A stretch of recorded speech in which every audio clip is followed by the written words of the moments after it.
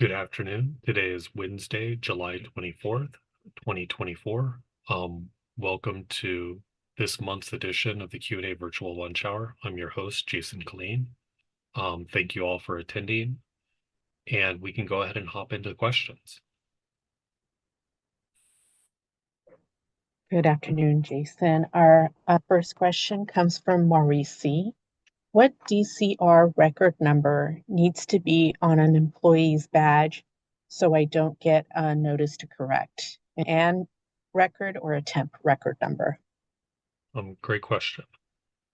So we recently changed the rules and regulations to make it clear that the DCR core number is what needs to be listed on the employee badge. That's the 6-digit number associated with the application, and that number stays with the record through the TMP into the ANN and then into the annual license process. So by just using the core number, that won't require you to update the employee badges on an annual basis.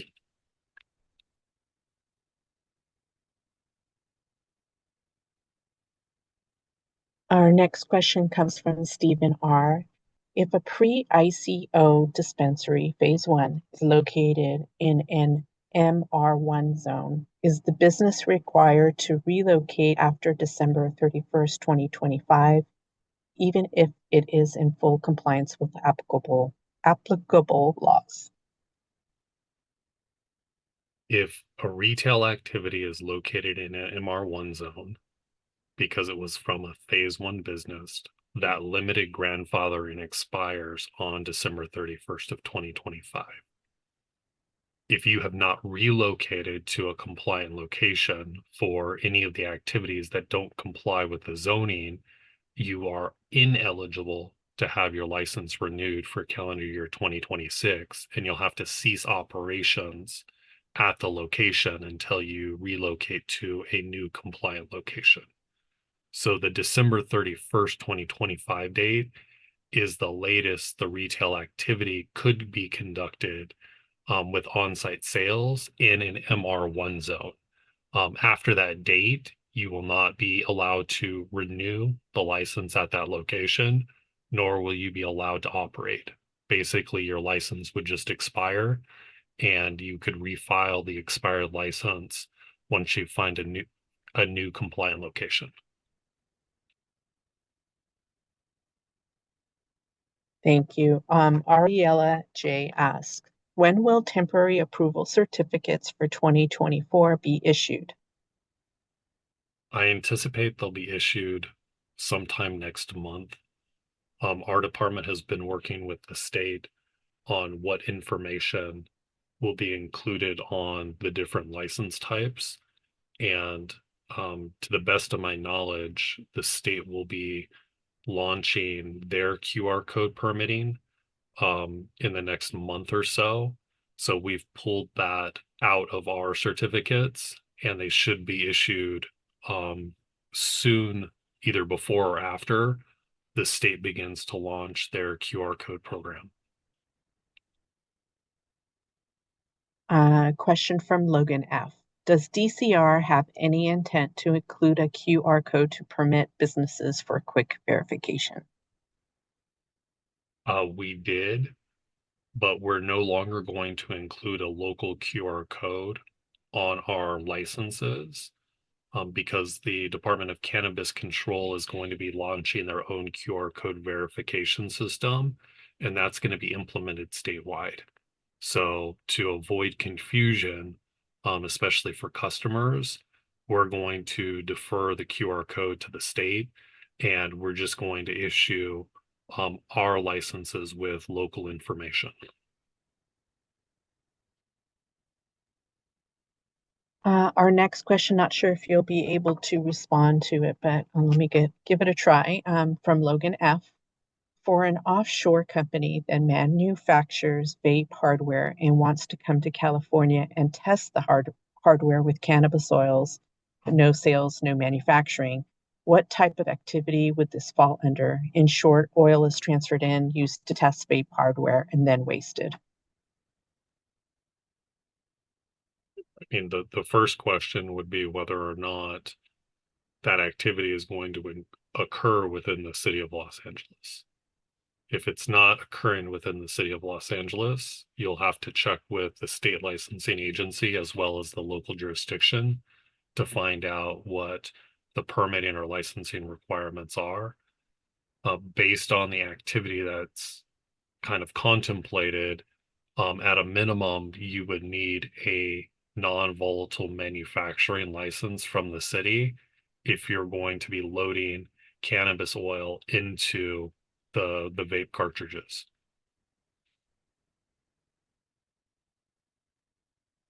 Question from Teo D. I have a CDTFA seller permit from the Secretary of State for medical marijuana, franchise tax board since 2010. What do I need to become licensed? So CDTFA seller permit um, isn't one of our required documents, and it doesn't give you any additional leg up as part of our local application process. I recommend reaching out to our DCR licensing team or looking at the website to identify what type of activity you're engaged in, and then following up on what the application process for that activity would be. Question from Ricardo W. How long is the process to open a retail store? The application process is generally 6 to 9 months. And if you have not already gone through the pre-application review process, you would add another 3 months to that timeline to go through it. And that would be the quickest an application could be processed just based on the various steps. And the retail storefront application type is currently limited to folks that have the ability to refile, or they were selected as part of phase 3 retail round 1 or phase 3 retail round 2. And they have the opportunity to submit those applications. We have a similar question from Ricardo W. and Carlos M. When will cannabis lounges be allowed in Los Angeles? I don't know. The state legislature is currently considering a bill that would allow local jurisdictions to opt in to allow for cannabis lounges to kind of be taken care of under state law.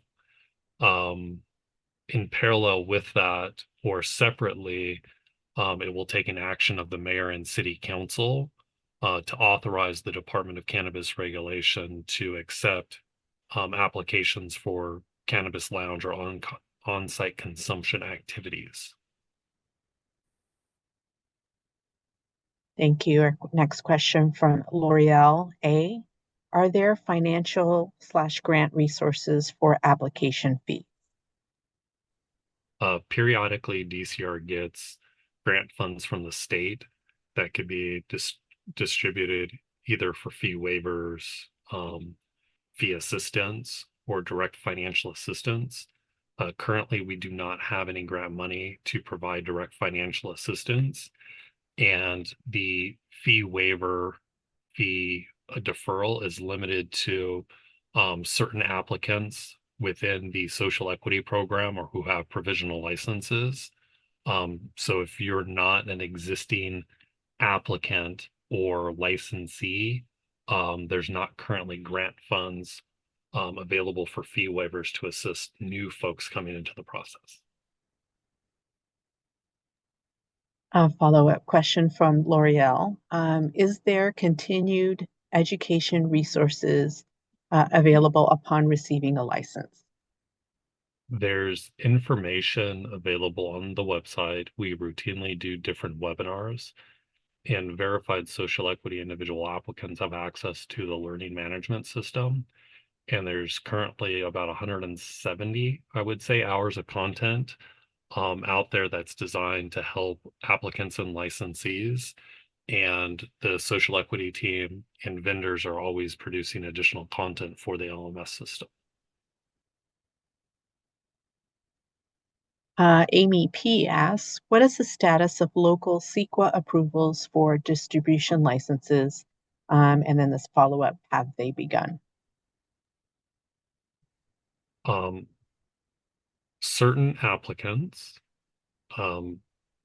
primarily phase one and phase three retail round one applicants, have had their applications deemed complete, and we've either drafted the necessary CEQA document or the necessary CEQA document has been approved. For phase two applicants and general applicants, we will begin that process shortly. We're currently still negotiating with the Department of Cannabis Control on the usage of the local jurisdiction assistance grant funds.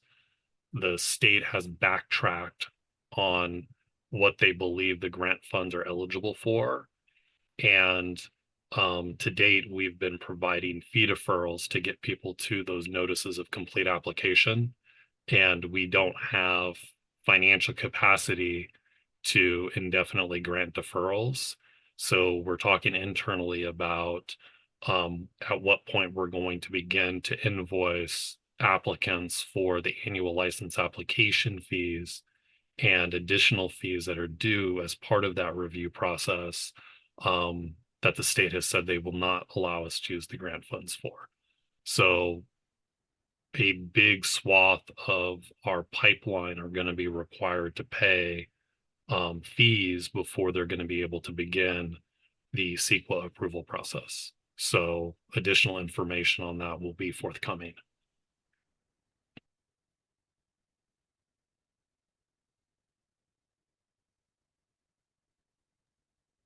Next question from Nick S. After the last lottery round, will the other 4 licenses still be available?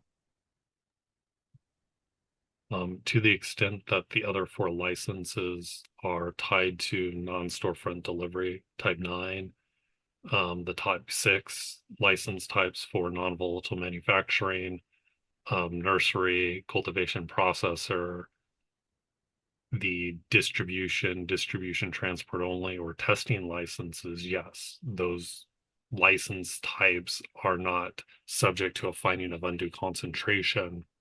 So DCR continues to have the authority to accept applications from qualified applicants.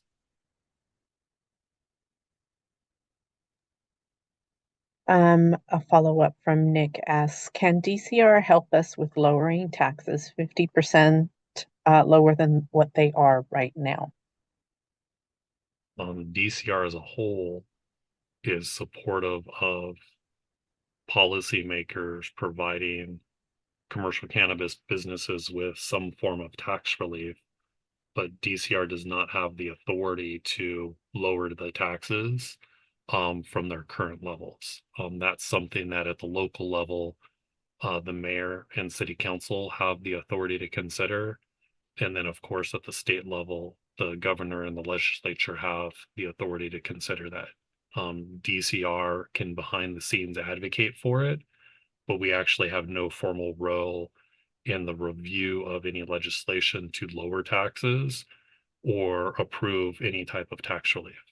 But as a whole, the department is supportive of some form of tax relief being adopted by policymakers, because we understand how difficult it is for businesses to operate with the current tax structure, given where things are at the federal level.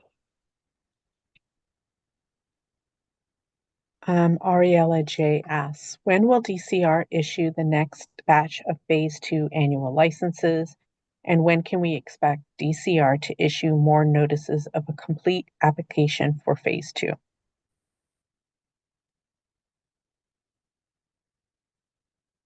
I would say probably August or September is when we're going to start to do the next batch of phase 2 annual licenses. My assumption is we're not going to have sufficient cash flow to provide additional fee deferrals, given how much of our cash is tied up with deferrals from the folks that have been going through the Cannabis Regulation Commission. Therefore, we're going to have to start issuing invoices to applicants that are seeking to get their annual licenses. And upon the payment of those annual license application fees and the other associated fees that can't be covered by LJAG, we'll begin to prepare the note. We'll begin to finalize the application such that we can get to a notice of complete application. Ariella J asks, I'm sorry, let me try that again. Will there be new DCR forms and or other requirements for the renewal period opening in September? Stay tuned. We're going to be doing a webinar the second half of August before the renewal period opens at the beginning of September. At this time, I don't anticipate any additional forms other than the forms that are already posted on the DCR website to be required. We have issued annual licenses to approximately 150 or so businesses to date, for 300 to 400 different commercial cannabis activities. Those ANN records are going to be converted over to LIC records sometime early next month.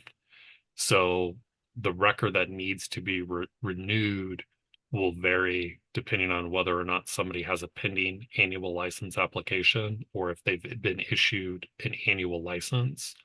But other than that, the process is pretty much going to be the same. And any document requirements that are going to be requested would be requested based on what's already published on the website.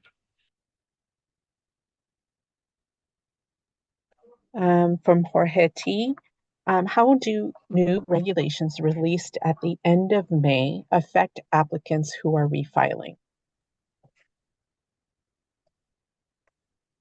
I mean, there's not enough in the question for me to kind of understand what specifically they're trying to get at. But effectively, applicants and licensees have a duty to comply with the rules and regulations. So anybody submitting a new application, whether they're coming in fresh or they're refiling, are subject to the rules and regulations that are in place. There's some follow-up questions from Jorge, so it may fill in some of the blanks. He asks, can an applicant still file as a sole proprietorship and change entities later in the application process? And then if the pre-application review is unsuccessful, will an applicant need to file a new legal business entity record with every new pre-app? There was a lot there, so I'll try to break it down. Let me know if you need me to repeat. Thank you.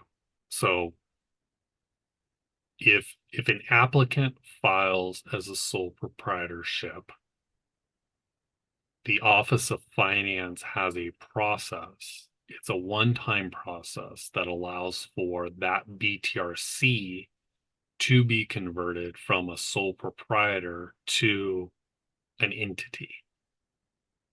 Now, if that sole proprietor is using that BTRC for non-cannabis related activities, unless that sole proprietor is converting all of those activities to the new business entity, you are not going to be allowed to keep the same BTRC number. The BTRC number is a prerequisite to file your legal business entity record. And you have to have a legal business entity record to file a new pre-application. So to the extent that you're not trying to file the pre-application as the entity, whether it's a sole proprietor, an LLC, or a corporation tied to the BTRC, then yes, you would have to get a new BTRC, create a new legal business entity record in order to submit a new pre-application. Thank you, Jason. Jorge T asks also this question. Can a legal business entity record be modified at any time to add an owner?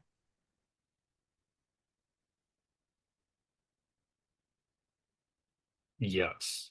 The legal business entity record is separate from application records.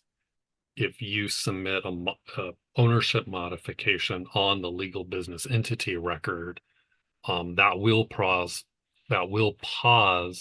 or potentially pause processing of applications tied to that legal business entity record, depending on whether or not they have to comply with the equity share requirements in 10420. But ownership mods can be submitted against the legal business entity record at any time. But submitting a modification to the legal business entity record could impact or pause processing of an application for that entity.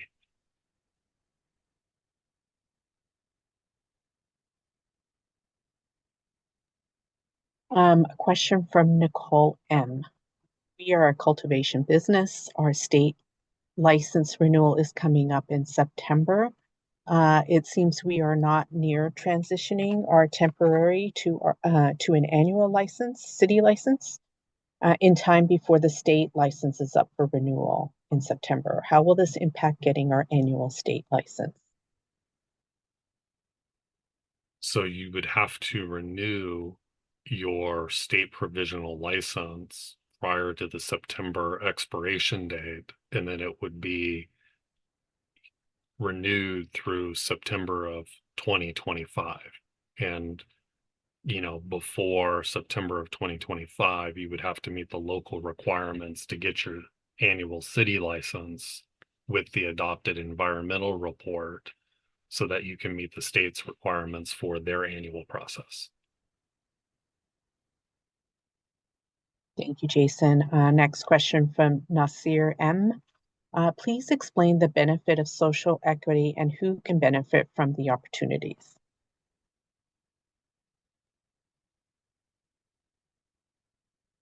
I mean, the social equity program itself provides various benefits. And there's two kind of classes. There's verified social equity individual applicants. So those are the natural persons who individually meet the requirements to be considered social equity. Some combination of two. Having a prior commercial cannabis related arrest or conviction, low income, residency in a disproportionately impacted area. For individual folks, they may get access to fee waivers, grants, deferrals, access to the learning management system, referral to the pro bono low legal services program, access to one-on-one coaching, access to different social equity team programming, including webinars. And, from time to time, the social equity team does effectively mixers, and they have subject matter experts come in and talk about various subjects. So you would be able to attend those events. Separately, there's the social equity applicant, which is the person, whether it's a natural person or an entity, who's applying for a commercial cannabis license. Currently, there are certain activity types that are limited to social equity applicants. Certain direct financial assistance programming is limited to certain social equity applicants. So in order to participate in that programming, you would need to have an application pending before the department that meets the equity share requirements and be far enough along in the process to have access to those social equity program benefits. So there's a lot of things going on with the social equity program. Some of the programming benefits individuals, and other benefit the applicant, whether it's an individual or an entity. Thank you, Jason. Nasir M. also asks, have there been any changes with social equity implementation? There haven't been any recent changes to the municipal code as it relates to 10420.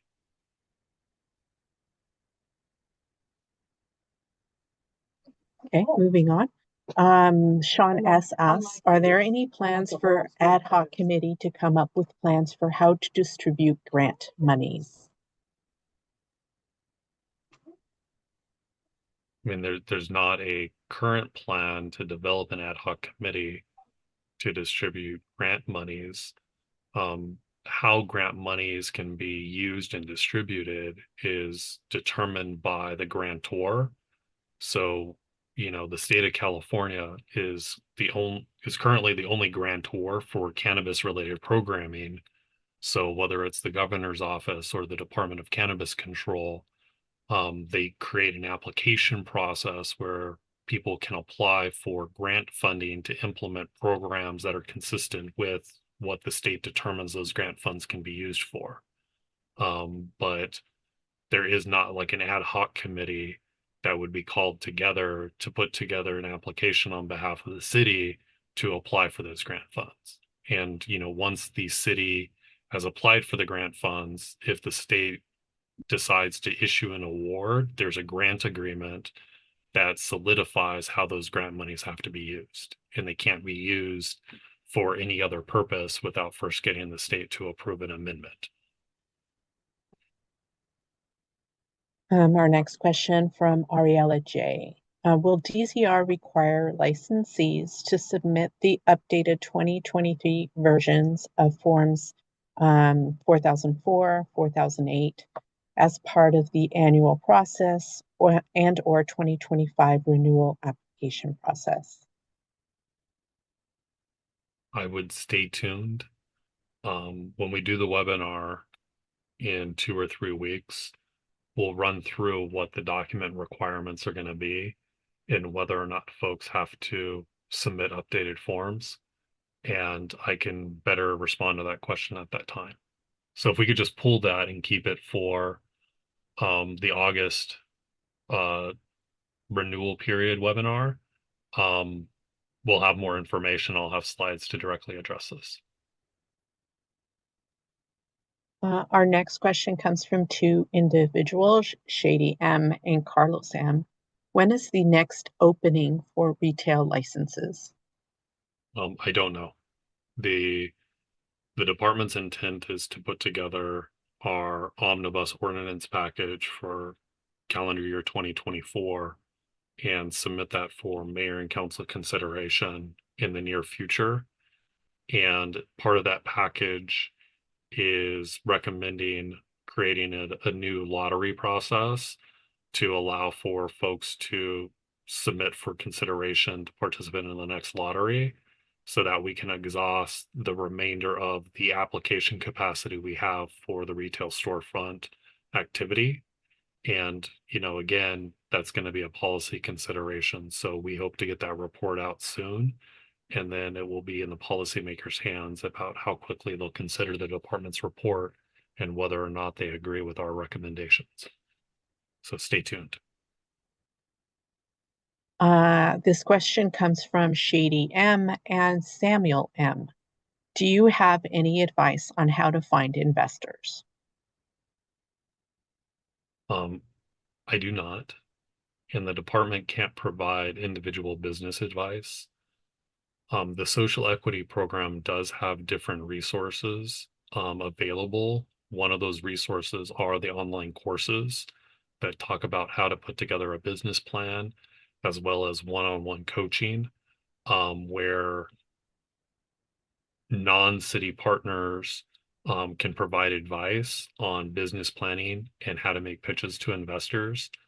The social equity team does have information on their portion of the DCR website, and somebody can drop the link into the chat so that folks have access to it. But really, if you're a social equity individual applicant, looking at the different programming the social equity team provides and then getting referrals to speak with one of those partners may be of assistance to you to get some advice on how to raise capital or find investors.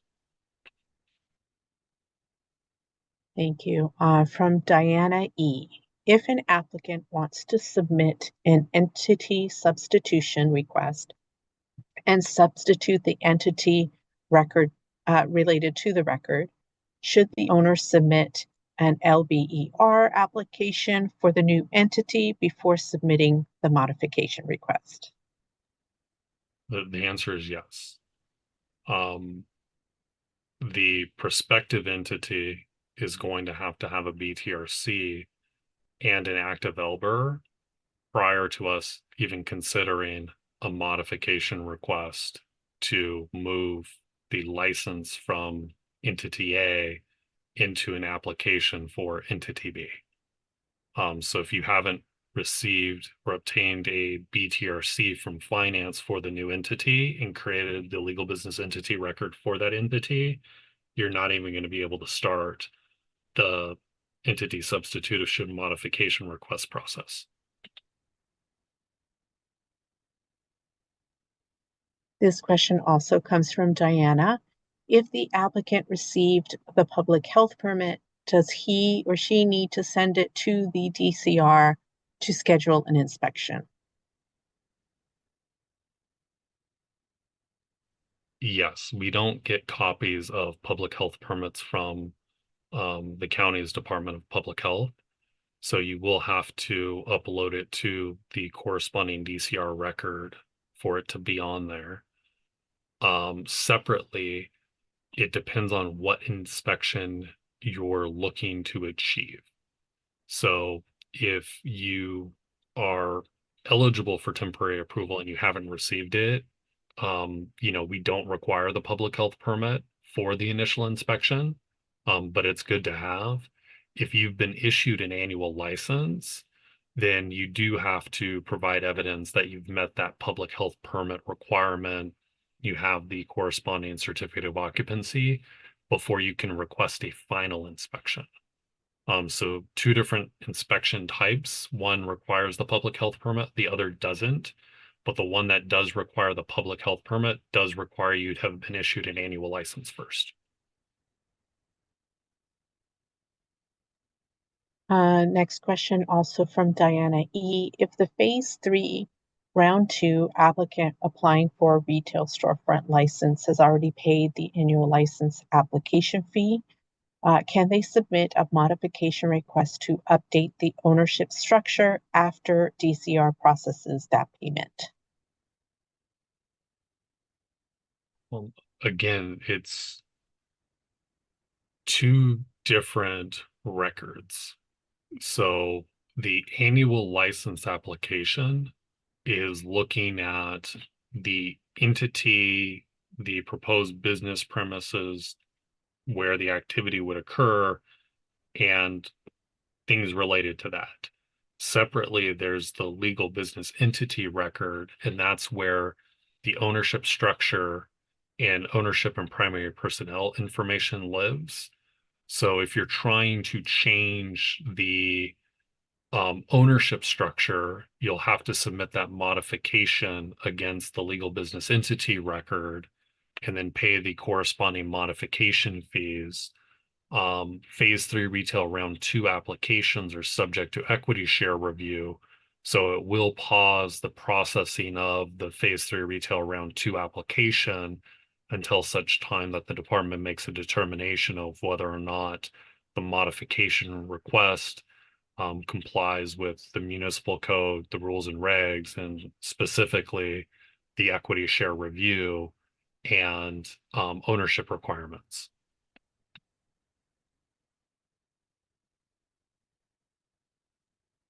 Next question from Paula R. What is the process to notify the community that a licensing application has been submitted? I mean, there's not a requirement to provide notice when an application is submitted. Certain application types, like the type 10 for retail storefront, do require notice be granted when a notice of complete application is issued by the department. But that comes toward the end of the application process before we start doing community meetings and public hearings on the application. It does not start at the beginning. If you're looking to proactively notify the community, you can look at your licensing record, which has information related to your community plan area, on either ZMIS or neighborhood info. You have the ability to look to see council district, neighborhood council, community planning area. And if you want to proactively do outreach to any of those bodies, you can.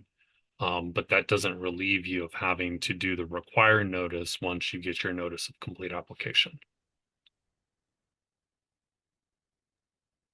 Rick H. has the following question. Is there any assistance for struggling businesses?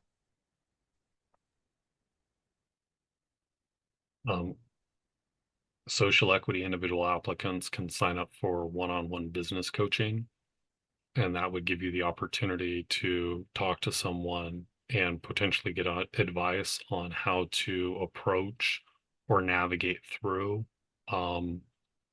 some of the struggles you may be having as a business. But currently there are no direct financial assistance or other programs to provide support, nor can the department provide business or legal advice to businesses. A next question from Rick H. Can I sell my business to a non-social equity individual next year? Under current law, no. Next question from Joseph Z. When can we expect the PCN process to be announced and open in 2024? The public convenience or necessity process won't be announced or open until policymakers weigh in on the department's omnibus ordinance amendment package that'll be released. If and when the department's package is adopted and we're authorized to conduct another lottery, the PCN process would normally be calendared kind of in parallel with that lottery process, so that folks that are interested in applying in an area that's currently unduly concentrated would get the opportunity to participate at the same time we're selecting individuals to submit applications for the areas that are not unduly concentrated. Follow-up question from Joseph. How long will applicants have to find properties once the PCN process is open before it is closed? It really will come down to the policy decisions and how long the filing window for the lottery is, as approved by mayor and council.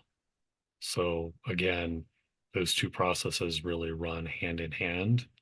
And, to the extent that we start to get public hearings on the department's report, or if the report is adopted and the council asks the city attorney's office to start preparing to present the ordinance to effectuate those changes, that's really an indication that they're looking to adopt those recommendations and amend local law to implement the recommendations. So that really gives you a little bit of lead time, separate and apart from whatever period the mayor and council legislatively select for the lottery and PCN filing processes. Anahi T asks, when getting the certificate of occupancy with the Department of Building and Safety for operating permit, does the permit need to be cannabis specific? For example, can a manufacturing facility go through permitting with just a manufacturing use, or does it need to specifically mention cannabis in the certificate of occupancy? It does not have to mention cannabis. And to the best of my knowledge, none of the certificates of occupancy issued by the Department of Building and Safety even have cannabis on it. it needs to correspond one-to-one with whatever that general activity building and safety would classify it under. So like the type 6 non-volatile manufacturing would be tied to some type of manufacturing certificate of occupancy. Distribution may be tied to a warehouse use or some type of transport facility. It really depends on the activities that building and safety reviews and what they say is most consistent with the use that you're using it for. And if building and safety says the C of O is sufficient for that activity, we take that at face value. Retail needs to be retail. It does not have to be cannabis specific. Thank you, Jason. Here's a follow-up question from Anahi T. Is DCR currently processing annual cultivation applications for final CEQA approval? A few months ago, you mentioned summer 2024 for annual processing. Also, where's the list of non-retail annual approved licenses? Okay, so there's a lot to unpack there. So, DCR has been working on the environmental analysis for retail and non-retail for a while now. We've had a grant modification request that has been pending with the Department of Cannabis Control for over 15 months at this point. And, we have not made significant headway over the last 15 months on, what activities those grant funds can be used to subsidize and or support. So the state has said under no circumstance can LJAG funds be used to waive annual license application fees. So we're going to have to begin invoicing for that. We're still trying to get them to give final approval to allow for the vendors to put together the environmental reports that would go before myself for approval for the non-retail and the type 9 delivery license types. So I hoped that we were going to have a final determination from the state. It doesn't look like we're going to get it in the next 2 months. So we're going to start invoicing for the fees that we know the state won't cover. And to the extent that we're able to generate enough cash flow capacity, that gives us the opportunity to defer some of the fees for like the environmental review, the CEQA, possibly the notice, until we get a final determination from the state on the use of the grant funds for those fees. So we are still on track to start moving the non-retail through the annual license process this summer. Unfortunately, though, we are going to have to begin invoicing for fees that the state will not allow us to use the LJAG funding for. So, folks that have already gone through the process will start to receive invoices soon. And that will give us some additional cash flow to provide limited deferrals. And then for the fees that we know can't be waived, we'll have to start invoicing folks that are in a financial position to pay the invoice and move through the process. And more information will be forthcoming. We don't list the non-retails on the website because the non-retails do not have a notice requirement, nor do the non-retails have to go through a community meeting and public hearing process.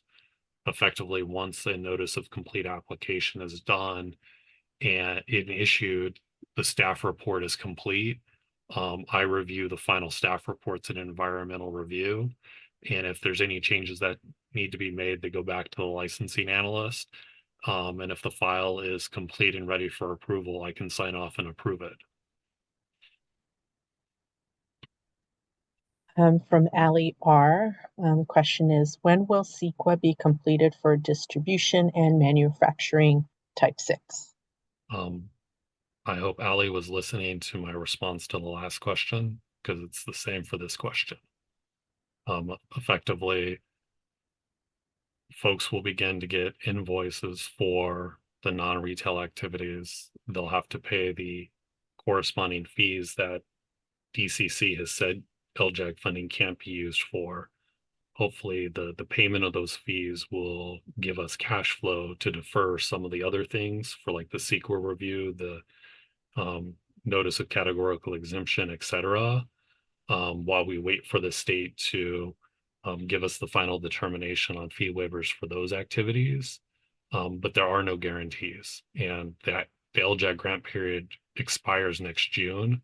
So they're really putting us in a bad position to try to meet state deadlines while trying to reduce the financial impact to our local applicants. So on their behalf, I apologize. This question comes from MS. Will all Phase 3 Retail Round 2 Lotto selectees get a one-time fee waiver for their annual license application fee?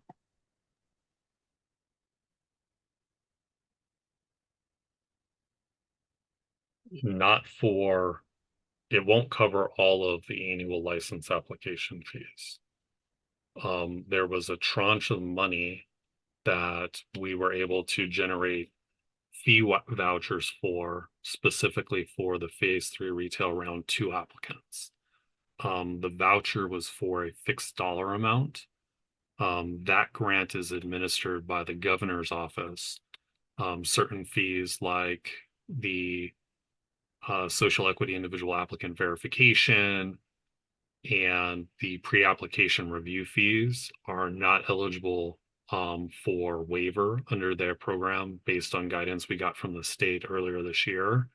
But the voucher could be used to subsidize a portion of the legal business entity review fee, the annual license application review fee, the equity share review fee.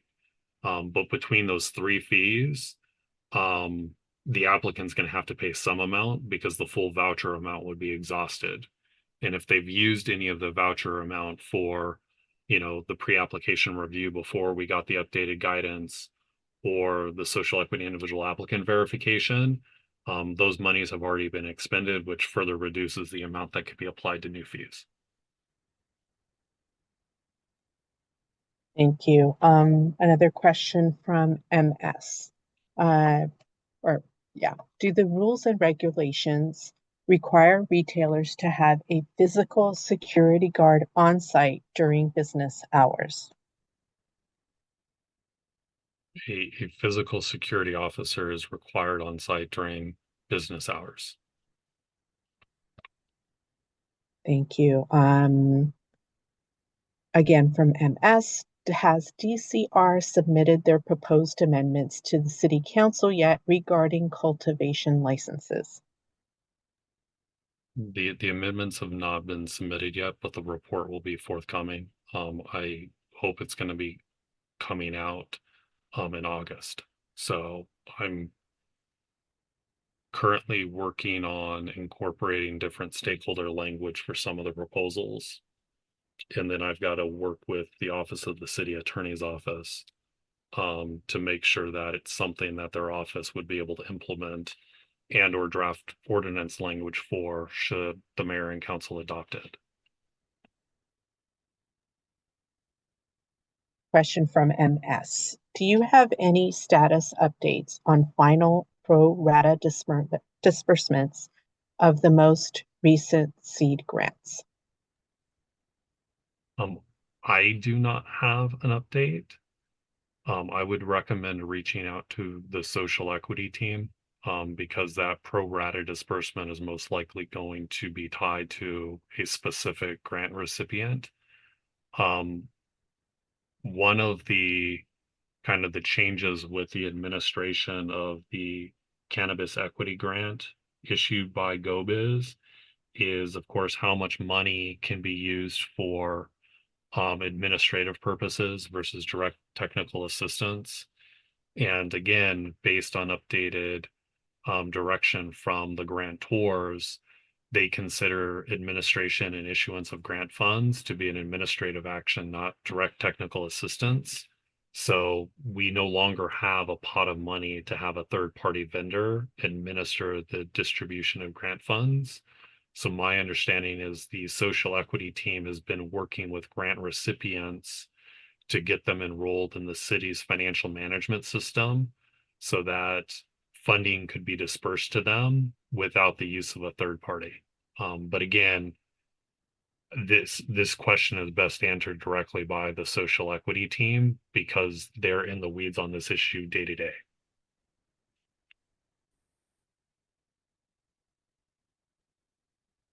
Our next question comes from Fabio. Is there any consideration of allowing social equity applicants to substitute themselves out of their agreements and allowing a non-social equity applicant the ability to control 51% of the business?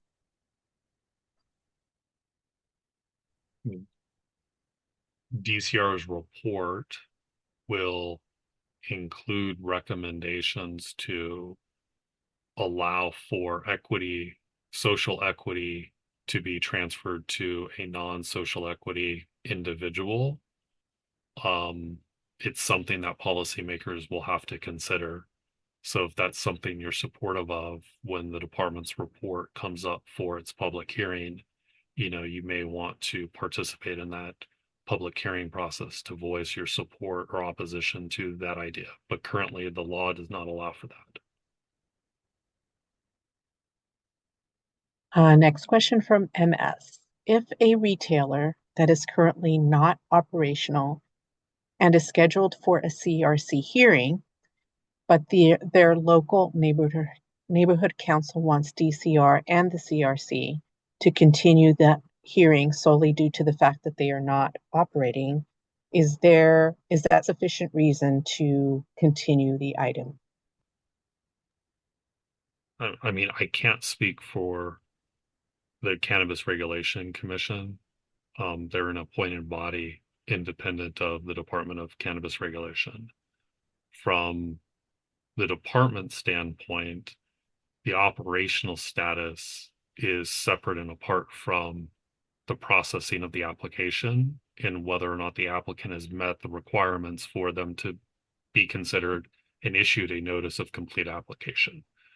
So to the extent that a notice of complete application was issued, we would have scheduled them and done notice for the community meeting as well as the public hearing before the CRC.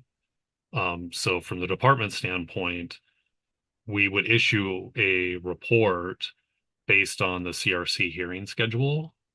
And, anything where we're taking it to the Cannabis Regulation Commission, we're recommending approval of the applicant because we can deny the application at any point in the process and that decision would be appealed to the CRC anyways. Once it gets to CRC, they have the authority to continue the item.